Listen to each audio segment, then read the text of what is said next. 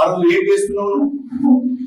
ఆ రోజు ఏం విత్తున్నావు నువ్వు? మరి ఆ రోజు ఎందుకు స్పందించలేదు? మనం చేసేది తప్పు అని కేసీఆర్ ఎందుకు చెప్పలేదు? అంటే ఆనాడు మీరు పార్టీ ఫిరాయించిన వాళ్ళను తీసుకొని 5 ఏళ్ళు వాళ్ళతో కలిసి పనిచేసి వాళ్ళకి మంచి బదులు ఇచ్చి ఊరేగి ఇప్పుడు ఫిరాయింపులు వినోదాల గురించి మీరు మాట్లాడుతున్నారు. మీకు ఆ నైతిక హక్కు ఉన్నదా అని అసలు కేటీఆర్ యొక్క నాయకత్వం పైన పలు సందేహాలు వస్తున్నాయి. కేటీఆర్ నాయకత్వము సరిపోదు అను, కేటీఆర్ నాయకత్వంలో పని చేయలేమనే కదా నీ చెల్లె దూరమైంది. నీ నాయకత్వం పైన నమ్మకం లేదనే కదా హరీష్ రావు గారు బాధపడుతున్నారు. ఇవాళ టిఆర్ఎస్ పార్టీలో ఉన్న అనేక మంది నాయకులు కేటీఆర్ నాయకత్వంలో బీఆర్ఎస్ గెలిచే పరిస్థితి లేదు, కేటీఆర్ ఐరన్ లెగ్, ఈయనతో కలిసి ప్రయాణం చేయలేమని చెప్పి ఆలోచిస్తున్నారు. ఈ విషయం తెలిసిన కవిత ముందుగానే సర్దుకొని కేటీఆర్ నాయకత్వంలో పనిచేయలేము, కేటీఆర్ తో కాదు అని చెప్పి ఆమె పక్కు తప్పుకున్నారు. హరీష్ రావు గారు కూడా సమయం కొరకు సందర్భం కొరకు చూస్తున్నారు.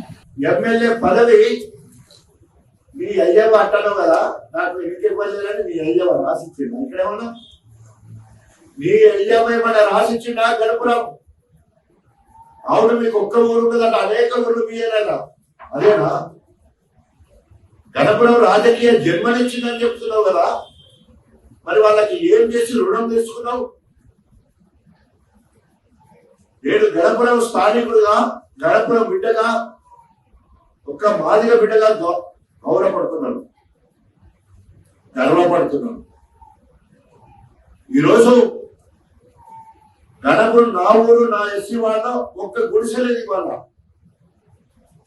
నా భూతో నా భవిష్యత్ గణపురం నియోజకవర్గాన్ని రిజర్వాయర్ల హబ్ చేసిన, గణపురం వరకు ఉన్న రిజర్వాయర్లు రాజధాని వరకు తీసుకుపోయి 1.58 టీఎంసీ కెపాసిటీ వచ్చే విధంగా ఆనాడు ముఖ్యమంత్రి వైఎస్ రాజశేఖర రెడ్డి గారితో మాట్లాడినారు. అప్పటి వరకు నా ధర్మసాగర్ అక్షరాపల్లె కాకుండా నవపేట ఉప్పుగల్లు రిజర్వాయర్లకు పునాలేసిన, చీటకూడూరు నుండి బొమ్మకూరు నుండి పై ప్రాంతం అంతా కూడా పారకట్టు డిజైనింగ్ చేసి రిజర్వాయర్లు అక్కడ ఉన్న నీళ్లు మన దగ్గరకు వచ్చినట్టు చేసినాం.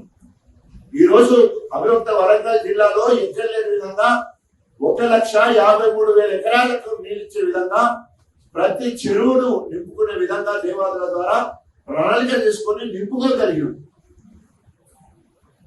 ఇవాళ వరంగల్ బిడ్డగా, కాకతీయ మెడికల్ కాలేజీ విద్యార్థిగా కాలోజీ ఎల్టీ యూనివర్సిటీ తీసుకొచ్చినాం. కేసీఆర్ గారి ఆశీస్సులతో మరి ఒక విక్రమార్కుడు ఏ రకమైతే పట్టుబడతారో అట్లా విక్రమార్కుడు యొక్క పట్టుబట్టి కేసీఆర్ గారిని ఒప్పించి మెప్పించి health university, Kaloji health university తీసుకొచ్చినాం. కాలోజీ కళాక్షేత్రం తీసుకురావడం జరిగింది. 150 మంచాల సూపర్ స్పెషాలిటీ హాస్పిటల్ తీసుకురావడం జరిగింది. నేను కష్టపడి చదువుకున్న ఎంజిఎంలో పిల్లల కోసం ప్రత్యేకంగా నా గుర్తింపు ఉండాలని 50 మంచాల ఇంటెన్సివ్ పీడియాట్రిక్ కేర్ యూనిట్ అంటే పిల్లల అత్యవసర విభాగాన్ని తీసుకురావడం జరిగింది. 67 కిలోమీటర్ల నేషనల్ హైవే తీసుకురావడం జరిగింది. రైల్వే ఫ్లైఓవర్ తీసుకురావడం జరిగింది. గణపురం నియోజకవర్గాన్ని కేంద్రంగా ఉన్న మీ దుష్ట పాలనలో మున్సిపాలిటీ కాకపోతే గణపురం మున్సిపాలిటీ తీసుకురావడం జరిగింది. 100 బెడెడ్ హాస్పిటల్ తీసుకురావడం జరిగింది. జఫర్గఢ్ లో 50 బెడెడ్ సివిల్ హాస్పిటల్ తీసుకురావడం జరిగింది. అనేక పిఎస్సీలు తీసుకురావడం జరిగింది. నీ మార్క్ ఎక్కడ? అసలు నీ మార్క్ ఎక్కడ? ఓన్లీ గోబెల్స్ ప్రచారం చేయడమే నీ మార్కు.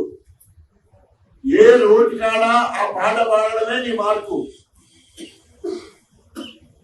ఈరోజు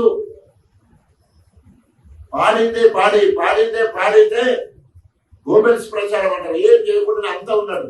ఇన్నిసార్లు డిమాండ్ చేస్తా ఉన్నాం. యంగ్ ఇండియా ఇంటిగ్రేటెడ్ స్కూల్ ఎక్కడ కడుతున్నావు? తట్ట మట్టి తీసుకురావా?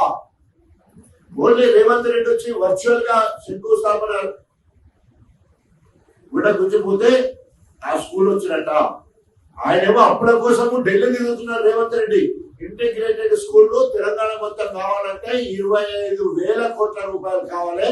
ఎవరన్నా అప్పిత్తరా అని దండం పెట్టి కూడా తిరిగితే చెప్పులు ఎత్తుకపోవడం చూసినట్టే కొన్ని అయ్యే మీ గురువులు రేవంత్ రెడ్డి చూస్తా ఉన్నారు.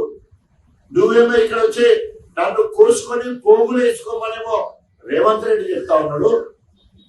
అని ఆ మాటలు అట్లుంటే నువ్వేమో ఇక్కడ మొత్తం అయిపోయినట్టే, ఇంటిగ్రేటెడ్ స్కూల్ అయిపోయింది, పోయి చూసుకోకండి అంటాడు. ఇదే ప్రశ్నలు అందరూ ఇక్కడ చెప్తా ఉన్నారు.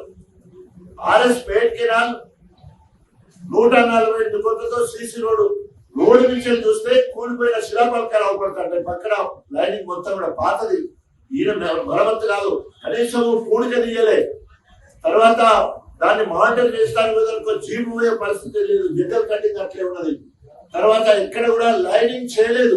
అయినా కూడా 5 సంవత్సరాలు గణపురం రిజర్వాయర్ నుంచి వెళ్ళి నవంపేటకు నీళ్లు తీసుకుపోవడం జరిగింది.